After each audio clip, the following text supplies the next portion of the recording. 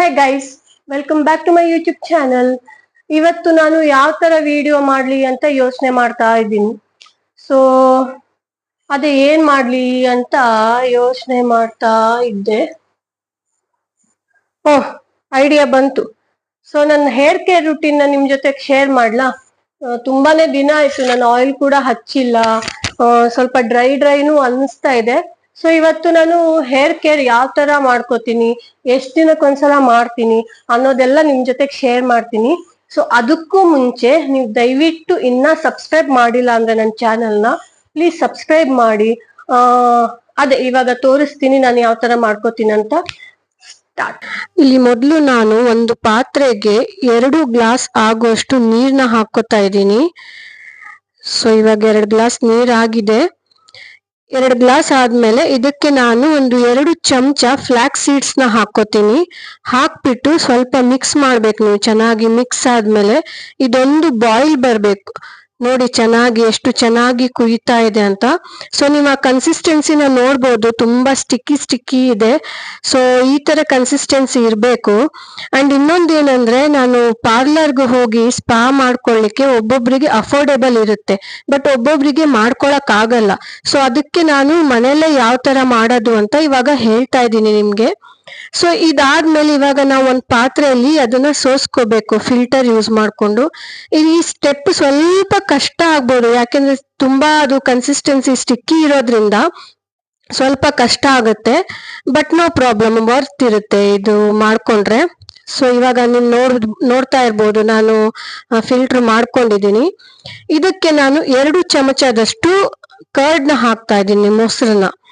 ಆಮೇಲೆ ಇವಾಗ 1 ಚಮಚದಷ್ಟು ನಾನು ಇದಕ್ಕೆ ತೆಂಗಿನ ಎಣ್ಣೆನ ಹಾಕ್ತಾ ಇದ್ದೀನಿ. ಕೊಬ್ಬರಿ ಎಣ್ಣೆ, ಕೊಕೊನಟ್ ಆಯಿಲ್, ಸೊ ಏನಾದ್ರೂ ಹೇಳ್ಬೋದು. ಅದನ್ನ ಹಾಕೊಂಡು ನಾನು ಚೆನ್ನಾಗಿ ಮಿಕ್ಸ್ ಮಾಡ್ತಾ ಇದ್ದೀನಿ ಇದನ್ನ.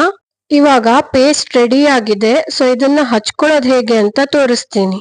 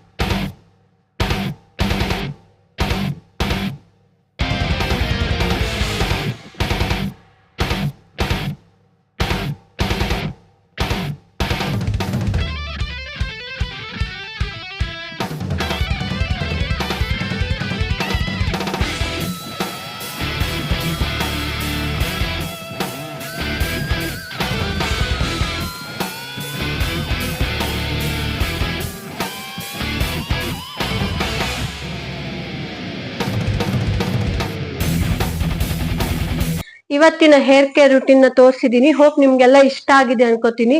ಸೊ ಆಫ್ಟರ್ ವಾಶ್ ನಂಗೆ ಎಷ್ಟು ಫ್ರೆಶ್ ಫೀಲ್ ಆಗ್ತಿದೆ ಅಂದ್ರೆ, ಸುಮ್ನೆ ನೀವು ಪಾರ್ಲರ್ಗೆ ಹೋಗ್ಬಿಟ್ಟು ಸಾವಿರಾರು ರೂಪಾಯಿ ಖರ್ಚು ಮಾಡೋಗಿಂತ ಮನೆಯಲ್ಲಿ ಅಟ್ಲೀಸ್ಟ್ ಒಂದು 15 ಡೇಸ್ ಒಂದ್ಸಲ ಮಾಡ್ಕೊಳ್ಳಿ. ಸೊ ಅದೇ ನಾನು ಇವಾಗ 15 ಡೇಸ್ ಒಂದ್ಸಲನೇ ಮಾಡ್ಕೊಳ್ಳೋದು. ನಂಗೆ ತುಂಬಾ ಅಂದ್ರೆ ಇವಾಗ ಹೇರ್ ಫಾಲ್ ಕಡಿಮೆ ಆಗಿದೆ, ಆಮೇಲೆ ಡ್ಯಾಂಡ್ರಫ್ ಆಗಿರ್ಬೋದು. ಸೊ ಎಲ್ಲಾದ್ರಿಂದ ನಿಮ್ಗೊಂದು ಸೊಲ್ಯೂಷನ್ ಸಿಕ್ಕಾಗುತ್ತೆ. ಇನ್ನೊಂದೇನಂತ ಹೇಳಿದ್ರೆ, ಇದನ್ನ ಬರೀ ನಾವು ಹೆಣ್ಮಕ್ಳಾಗ್ಲಿ ಲೇಡೀಸ್ ಟ್ರೈ ಮಾಡ್ಬೇಕು ಅಂತ ಏನಿಲ್ಲ. ಇದನ್ನ ಗಂಡ್ಮಕ್ಳು ಸಹ ಟ್ರೈ ಮಾಡ್ಬೋದು. ಇವಾಗ ಹೇರ್ ಫಾಲ್ ಯಾರಿಗಿರಲ್ಲ ಪ್ರಾಬ್ಲಮ್, ಗಂಡ್ಮಕ್ಳಿಗೂ ಸಹ ಪ್ರಾಬ್ಲಮ್ ಇರುತ್ತೆ. ಸೊ ಅವರು ಕೂಡ ಟ್ರೈ ಮಾಡ್ಬೋದು. ಐ ಹೋಪ್ ನಿಮ್ಗೆಲ್ಲ ಈ ವಿಡಿಯೋ ಇಷ್ಟ ಆಗಿದೆ ಅನ್ಕೋತೀನಿ. ಇಷ್ಟ ಆದ್ರೆ ಒಂದು ಕಮೆಂಟ್ ಮಾಡಿ, ಲೈಕ್ ಕೊಡಿ, ಅಂಡ್ ದಯವಿಟ್ಟು ನನ್ನ ಚಾನೆಲ್ನ ಸಬ್ಸ್ಕ್ರೈಬ್ ಮಾಡೋದನ್ನ ಮರಿಬೇಡಿ. So thank you.